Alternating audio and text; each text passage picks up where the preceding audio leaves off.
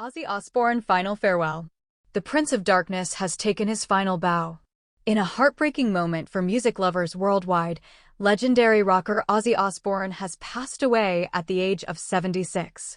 This video is a tribute to Ozzy Osbourne's incredible legacy, from Black Sabbath's game-changing sound to his unforgettable solo career. We reflect on his iconic moments, his influence on rock and metal, and the impact he leaves behind for generations of fans and musicians. Ozzy Osbourne is gone. For millions around the world, that sentence is almost too much to bear. The man who once seemed larger than life, immortal in his madness and unwavering in his defiance of death, has finally taken his final bow. He was 76. And while that number might suggest a long life, anyone who followed his journey knows that every single day Ozzy spent on this earth felt like a battle, against addiction, against pain, against fame, and, sometimes, even against himself. The world didn't just lose a rock star. It lost a force of nature. As the news broke, silence fell over stages that once roared with his voice.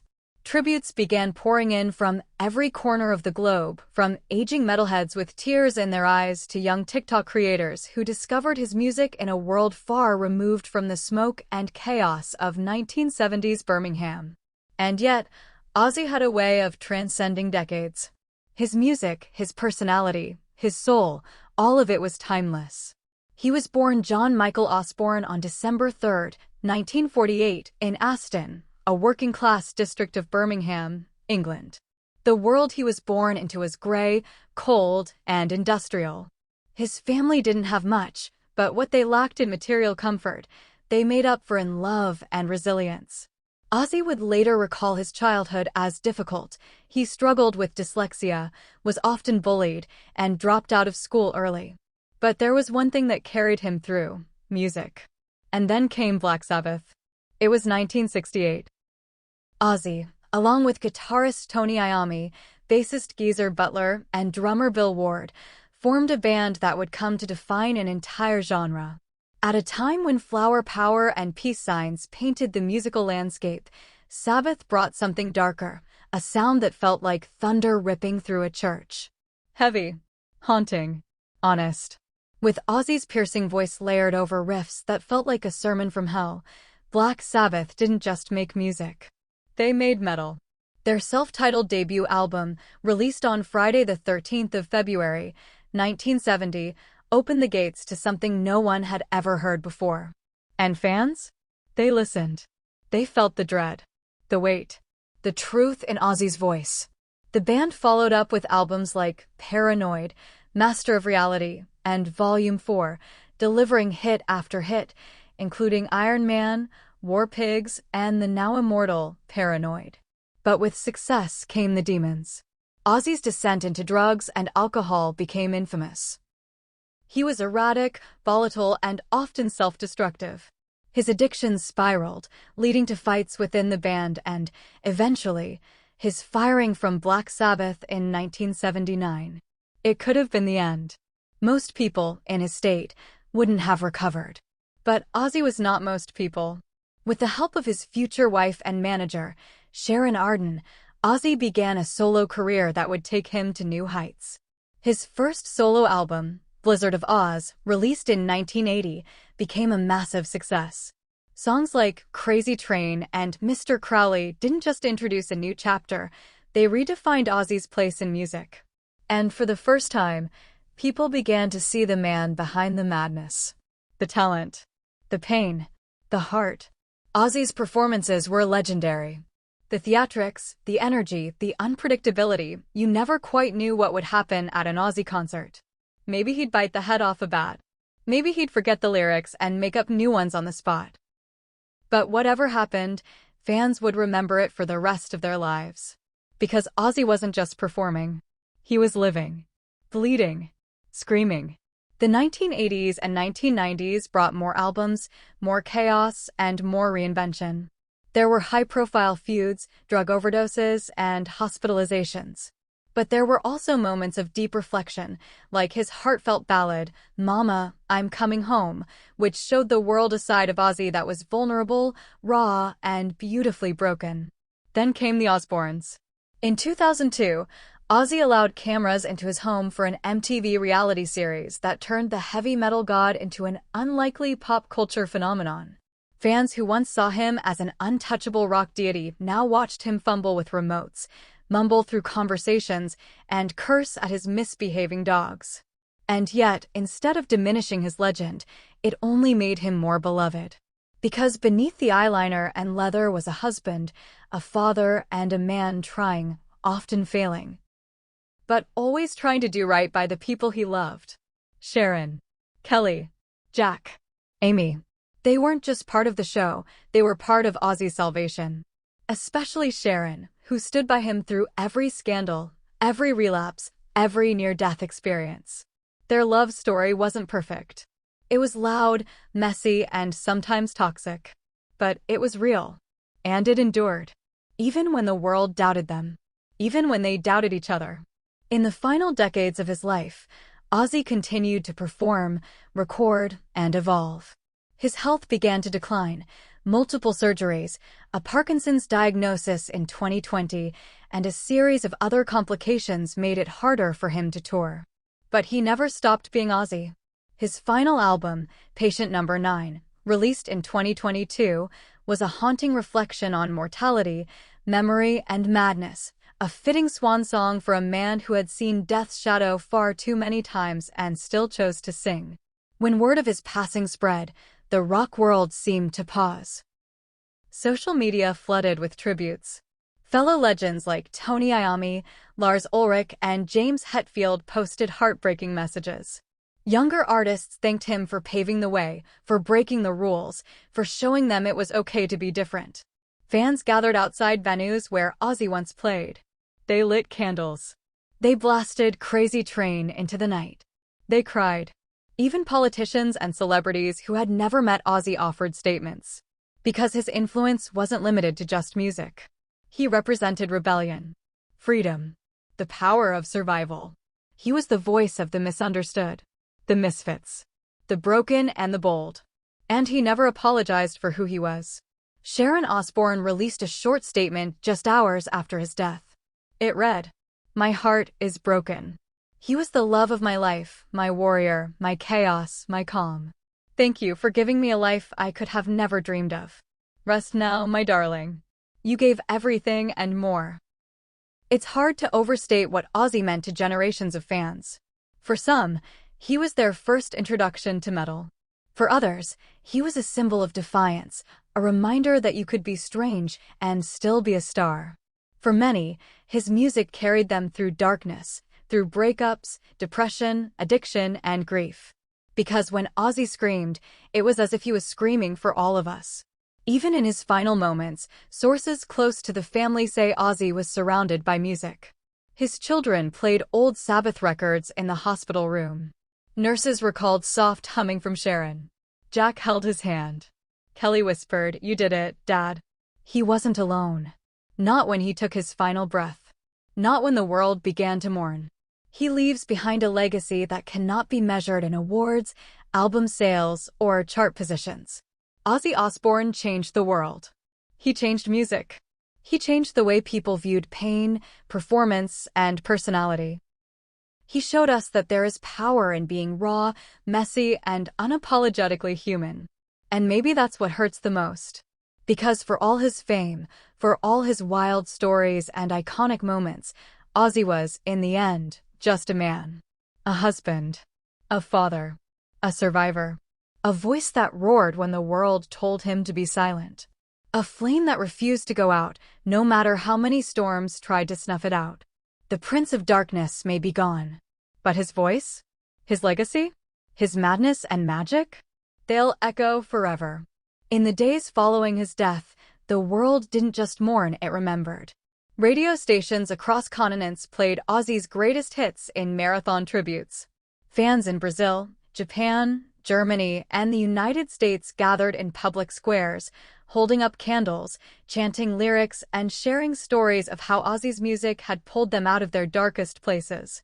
A video went viral of a young man in Argentina sobbing while screaming the chorus of "Dreamer" into the night sky. In Norway, Church bells rang in a haunting pattern that mimicked the opening of Black Sabbath. And in Birmingham, where it all began, hundreds of people gathered outside the childhood home of John Michael Osbourne. Flowers piled up. Notes. Handwritten letters. Guitars. A single bat plushie wearing a tiny crown. The legend of Ozzy wasn't just about the music. It was about the myth. The man who bit the head off a dove in a record label meeting. The man who snorted ants on tour with Motley Crue. The man who forgot entire months, whole tours, entire years, but could still walk on stage and bring an arena to its knees. His antics were sometimes horrifying, often hilarious, and always uniquely Ozzy. And yet, beneath all of that was a deep, aching soul who was trying to feel something real in a world that often felt too fake. Friends and collaborators stepped forward with memories. Zakk Wylde, Ozzy's longtime guitarist and surrogate son in music, shared a tearful video in which he said, "He gave me everything. He gave me a purpose. He saved me, man." Tony Iommi, who had spent decades both fighting and creating with Ozzy, wrote, "Our bond was forged in darkness, and it lasted a lifetime. We fought like brothers. We loved like brothers. I'll never hear another voice like his.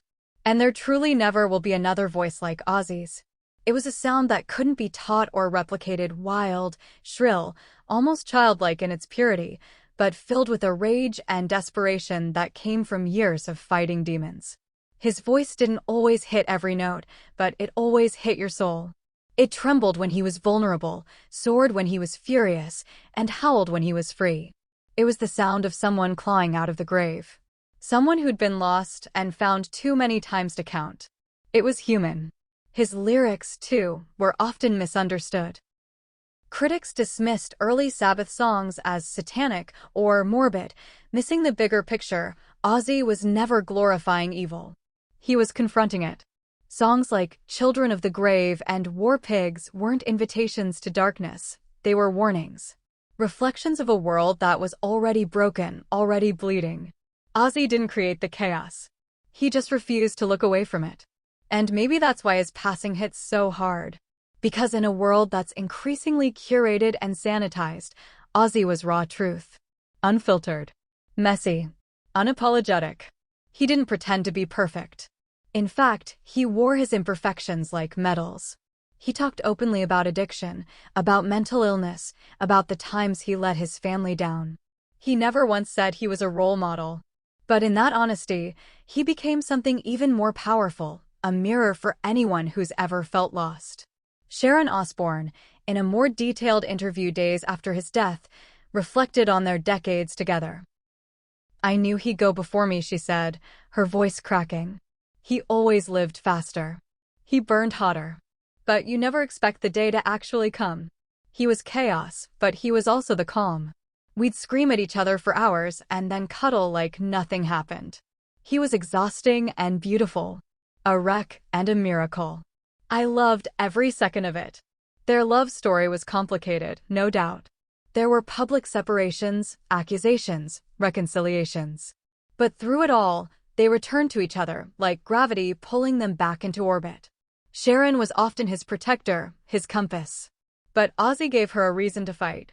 They made each other whole in a way only damaged people can. Jack Osbourne, Ozzy's son, posted a simple photo on Instagram, a picture of his father sitting quietly backstage, hands clasped, eyes closed. The caption read, "Before the chaos. This is the man I'll remember. Gentle. Thoughtful. Trying so hard to be better. I love you, Dad." Kelly Osbourne spoke at a small memorial service held at their Los Angeles home. She didn't talk about fame or awards. She talked about how he made pancakes. How he once cried during Finding Nemo. How he insisted on dressing up like Santa Claus every Christmas even when he couldn't stand for long. "He was the biggest rock star in the world," she said, "but to me, he was just Dad. And he was mine." Ozzy's funeral is expected to be held in Birmingham, per his final wishes. He reportedly told Sharon years ago, "When I go, take me home. Plant me in the soil I grew from. A private ceremony will be held for family, but a public tribute concert is already being planned, rumored to feature everyone from Metallica and Judas Priest to Post Malone and Elton John. Because that was the magic of Ozzy. He wasn't just the godfather of metal, he was the beating heart of rebellion in music, regardless of genre. It's hard to imagine a world without him. The eyeliner. The cross necklaces. The endless shouts of "I love you all" from the stage. The awkward shuffling. The wide-eyed grin. The mumbles that somehow made sense when he sang. All of it. Gone now. But not really. Because every time a teenager picks up a guitar and plays that first riff of Iron Man, Ozzy lives.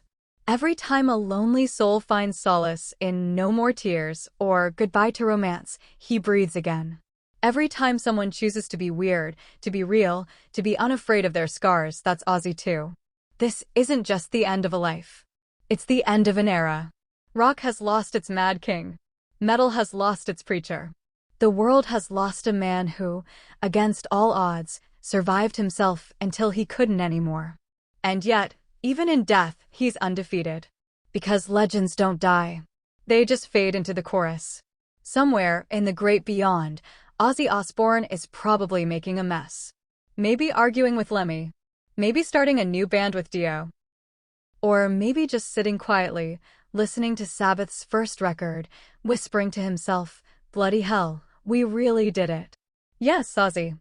You really did. Rest in power, Prince of Darkness. In the weeks following Ozzy Osbourne's passing, a profound stillness seemed to echo across the music world, not silence, but reverence. It was as though every amplifier had been turned down just low enough for reflection. Fans and fellow musicians alike weren't simply mourning a death, they were wrestling with the end of something much larger, the departure of a soul who had single-handedly torn down walls, redefined genres, and taught generations that it was okay to be broken and still be brilliant. The mainstream press tried to capture it. Major networks aired primetime specials.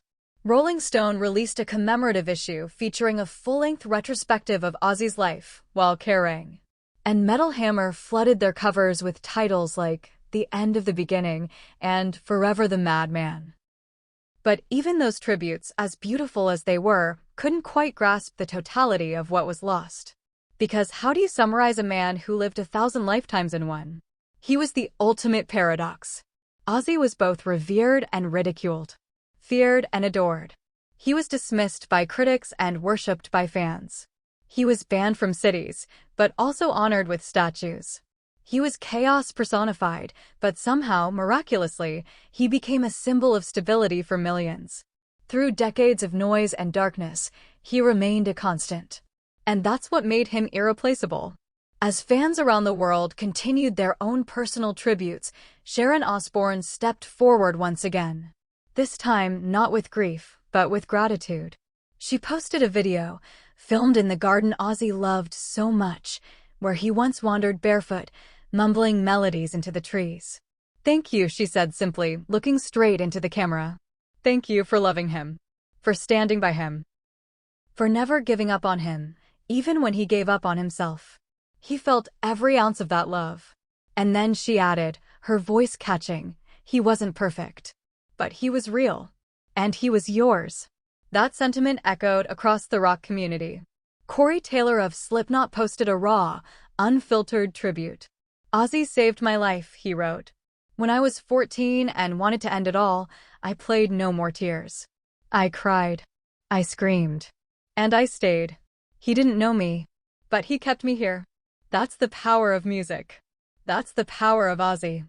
Even artists far outside the metal genre shared their grief. Billie Eilish called him the first voice that scared me and made me feel safe at the same time. Eminem wrote, "The first concert I ever went to was Ozzy. My mom snuck me in. Changed my life." Post Malone, who had collaborated with Ozzy in his final years, broke down in an interview, saying, "He gave me the honor of sharing a mic with him. That's something I'll take to my grave." These weren't just tributes. They were confessions, love letters written in riffs, verses, and tears. Back in Birmingham, the city of his birth, plans were already underway to immortalize him in bronze. City council members unanimously approved a life-size statue to be erected in Aston, near the modest home where Ozzy grew up. The design? Not the screaming rock god on stage, but the quiet boy in boots and a long coat, clutching a record under his arm. A reminder that before the chaos, there was just a dream. The statue would face west, toward the fading sun. A symbol, perhaps, that even in the darkness, Ozzy was always chasing light. And then there was the music. Almost overnight, Ozzy's discography surged back to the top of the charts. Vinyls sold out. Digital streams skyrocketed. Songs like Changes and Goodbye to Romance found new life with Gen Z listeners, while longtime fans revisited deep cuts, hearing them differently now, more painfully, more intimately. It was as if every lyric he'd ever written suddenly carried the weight of goodbye. One track in particular, See You on the Other Side, became an unofficial anthem of mourning. A gentle, haunting ballad from his 1995 album Osmosis, it felt almost prophetic now. Fans shared clips of themselves playing it at candlelight vigils, at weddings, at funerals. One video, shot in Brazil, showed an entire stadium crowd singing it in unison before a Metallica show, phones lit up like stars. And in that moment, something became clear. Ozzy didn't just shape a genre. He shaped people. Entire lives had been molded by his defiance, his vulnerability, his refusal to fade. He wasn't just the sound of rebellion. He was the soundtrack of survival. For those who grew up misunderstood, he was their voice. For those who felt like outsiders, he made them feel seen. For those who battled demons, he was proof that you could still rise, even if you stumbled 1,000 times. And for those who simply loved music, real music, raw and bloody and beautiful, he was everything. Yet as the days turned into weeks and the tributes slowly began to settle into memory, one question remained. What now? What does the world of rock look like without its mad prince? Who carries the torch? The truth is, no one can. There will be great musicians. There will be legends. But there will never be another Ozzy Osbourne. Because he was.